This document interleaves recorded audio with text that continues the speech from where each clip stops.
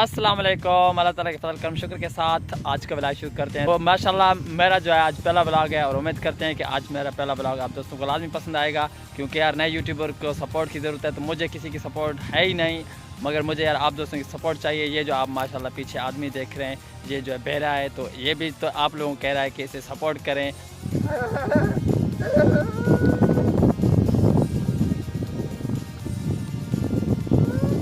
आप दोस्तों से भी यही गुजारिश है कि मुझे सपोर्ट करें। ये पहला व्लॉग है, हो सकता है कि पहले व्लॉग में आपको एंटरटेनमेंट ना करूं, लेकिन जो आने वाले वीडियोस होंगे उसमें मैं आपको भरपूर तरीके से और कोशिश करूंगा मैं आपको एंटरटेनमेंट कर सकूंगा, क्योंकि मैं गांव का रहायशी हूं और गांव के जो भी खूबसूरत सीन होंगे वो हर वीडियो में आपको दिखाऊंगा। आज की वीडियो करते हैं यहीं पर स्टॉप, तो फिर मिलेंगे किसी नेक्स्ट व्लॉग या नेक्स्ट वीडियो में। तब तक के लिए अपने भाई निसार अहमद को देना इजाज़त। अल्लाह हाफ़िज़।